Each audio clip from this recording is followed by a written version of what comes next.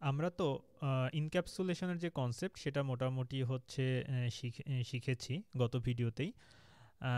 আমি এখানে আরেকটা ছোট একটা জিনিস যেটা অলরেডি আগে শিখেছি সেটা হচ্ছে স্ট্রাক্ট কম্পোজিশন বা ইমবেডিং, যে টপিকটা নিয়ে আমরা আলোচনা করেছিলাম।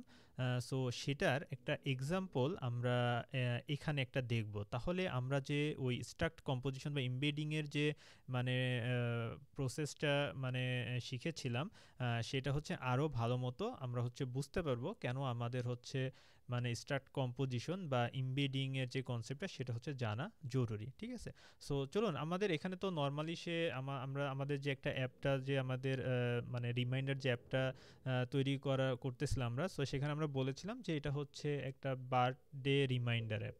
কিন্তু এখন ধরুন যে আমার এখন সে বলতেছে যে না, সে হচ্ছে এখানে সে শুধু বার্থডের জন্য না, সে অ্যানিভার্সারিরও রিমাইন্ডার সে পেতে চায়। ঠিক আছে, সো তাহলে তো এখন তাহলে আমরা এখানে কি করব? আমরা তো হচ্ছে এখানে অলরেডি আমাদের কাজ তো শেষ, যেখানে আমরা হচ্ছে ধরেই নিয়েছি যে এটা হচ্ছে বার্থডের জন্য আমাদের এই রিমাইন্ডার অ্যাপটা, এবং আমরা এখানে শুধু হচ্ছে একটা ডেট মানে স্ট্রাক্ট ইউজ করেছি, যেখানে ইয়ার, মান্থ এবং হচ্ছে ডে দিয়ে আমরা হচ্ছে তৈরি করেছি। তাহলে এখন তো হচ্ছে আমার ইভেন্টের একটা কনসেপ্ট চলে আসতেছে যে মানে এই যে রিমাইন্ডারটা হচ্ছে সেটা হচ্ছে সেটার কিসের ইভেন্ট, মানে সেটা কি বার্থডে ইভেন্ট নাকি অ্যানিভার্সারি ইভেন্ট। ঠিক আছে, সো চলুন আমরা কিভাবে এই জিনিসটা হচ্ছে স্ট্রাক্ট কম্পোজিশন দিয়ে খুব সহজে করে ফেলতে পারি। সো আমার তো অলরেডি হচ্ছে স্ট্রাক্ট ডেট একটা স্ট্রাক্ট আছে, সো এখানে আমি হচ্ছে একটা টাইপ নিলাম, যেটার নাম দিলাম হচ্ছে ইভেন্ট।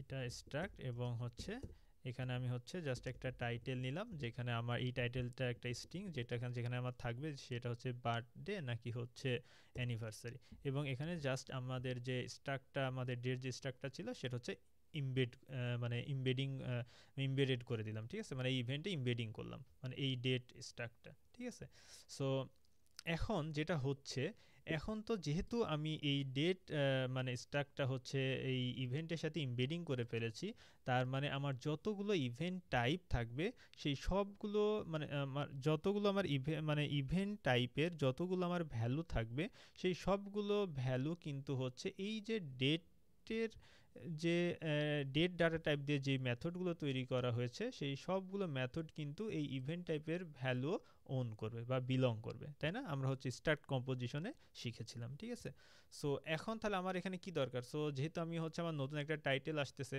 সো আমার টাইটেলের একটা ভ্যালিডেশন থাকতে পারে। একটা টাইটেল তো কখন একটা প্যারাগ্রাফের সমান হবে না। সো আমি ধরুন যেটা বলে দিলাম যে টাইটেলের ক্যারেক্টারের যে লেন্থ সেটা হচ্ছে 30 ক্যারেক্টারের বেশি হবে না। ঠিক আছে, সো আমি এখানে আরেকটা এই টাইটেল সেট করার জন্য আমরা আরেকটা ভ্যালিডেশন অ্যাড করলাম ফাংশন, এবং এটা কি, এটা হচ্ছে ইভেন্ট,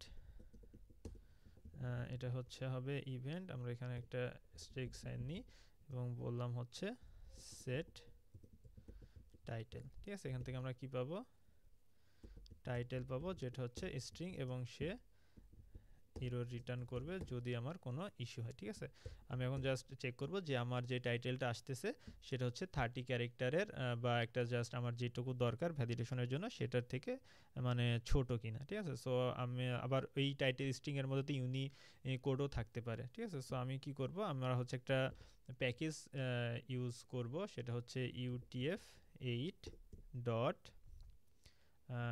রুন কাউন্ট ইন স্ট্রিং, মানে হচ্ছে সে রুন ক্যারেক্টার, মানে হচ্ছে যদি কোনো হচ্ছে ইউনিকোড ক্যারেক্টার থাকে যার মধ্যে আমরা জানি হচ্ছে একটা ক্যারেক্টার মানে 4টা ক্যারেক্টার পর্যন্ত হচ্ছে হোল্ড করতে পারে, সেটা যদি থাকে তাহলে সে সেটাকে সহ কাউন্ট করবে। যদি এটা হচ্ছে আমি বললাম কত, ধরুন 30, যদি 30 ক্যারেক্টারের যদি বেশি হয় তাহলে সে এখান থেকে একটা ইরো রিটার্ন করে দেবে, FMT ইনভ্যালিড টাইটেল। ঠিক আছে, আর যদি সব কিছু ঠিক থাকে ই ডট টাইটেলে সেই টাইটেলটা সেট করে দিবে, দেন রিটার্ন করে দিবে নীল। দেন হচ্ছে এটা আমার এই টাইটেলটা আবার হচ্ছে আমার রিটার্ন মানে রিট্রাইভ করার জন্য আমার কি লাগবে, একটা মেথড লাগবে, তাই না? আমি আর একটা মেথড নিলাম ইভেন্ট, এবং এটা বললাম টাইটেল, এবং সে কি রিটার্ন করবে, টাইটেলটা রিটার্ন করে দিবে রিটার্ন ই ডট টাইটেল।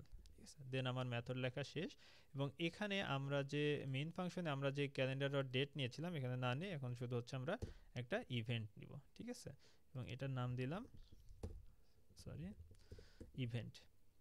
দেন এখানে হচ্ছে event dot set title, set title চলে আসছে, আমরা হচ্ছে এখানে দিলাম বার্থডে, ঠিক আছে। আর এখানে দেখুন আমি হচ্ছে এখন ইভেন্ট দিয়ে কিন্তু এটা রিপ্লেস করতে পারতেছি, কারণ কি এই ইভেন্টের মধ্যে আমার হচ্ছে ডেট স্টার্টটা ইমবেডিং করা আছে, তাই না। সো তার জন্য আমি ডেটের যে মেথডগুলো সেই মেথডগুলো আমি হচ্ছে এখান থেকে ইউজ করতে পারতেছি। তার মানে হচ্ছে ইভেন্টের জন্য ডেটের মেথডগুলো প্রমোটেড হয়ে যাচ্ছে, তাই না। মানে এই যে টার্মটা সেটাকে হচ্ছে প্রমোটিং, মানে প্রমোটেড বলা হয়, ঠিক আছে, মানে প্রমোটিং করতেছি, মানে ইমবেডিং এর করার মাধ্যমে আমরা হচ্ছে ডেটের যে মেথডগুলো রয়েছে সেই মেথডগুলোকে ইভেন্টের জন্য প্রমোট করে দিচ্ছি, ঠিক আছে। সো আমি সব জায়গায় এখানে ইভেন্ট দ্বারা রিপ্লেস করে দিতে পারি। দেন এখানে আমি হচ্ছে বললাম টাইটেল ইভেন্ট ডট টাইটেল, ঠিক আছে। এখন যদি আমরা আমাদের প্রোগ্রামটা রান করি, গো রান মেইন ডট গো, এই যে টাইটেল বার্থডে এবং হচ্ছে আমার ইয়ার মান্থ এবং ডে অ্যাজ ইট ইজ দেখাচ্ছে। সো এটা আবার একটা ভ্যালিডেশন, যেহেতু সে আবার ইরর রিটার্ন করে, এখানে চাইলে আমরা ইররটা চেক করতে পারি, সো এটা আমরা করে নিতে পারি। আচ্ছা, সো মানে এটা জাস্ট হচ্ছে মানে এক্সাম্পল হিসেবে দেখালাম, কারণ আমার হঠাৎ মনে পড়লো যে যেহেতু আমরা হচ্ছে স্ট্রাক্ট কম্পোজিশন বা এমবেডিং এর কনসেপ্ট নিয়ে আলোচনা করেছিলাম, সো আমি হচ্ছে এই জায়গায় মানে আমার এই যে অ্যাপটা যেটা বানাচ্ছিলাম সেখানে আমরা হচ্ছে ওই কনসেপ্টটা কিভাবে ইউজ করতে পারি। সো মানে এটা জাস্ট একটা এক্সাম্পল হিসেবে আমি দেখালাম, কারণ যেন ওই কনসেপ্টটা আমাদের রিয়েলাইজ করতে আরও বেশি ইজি হয়, ঠিক আছে।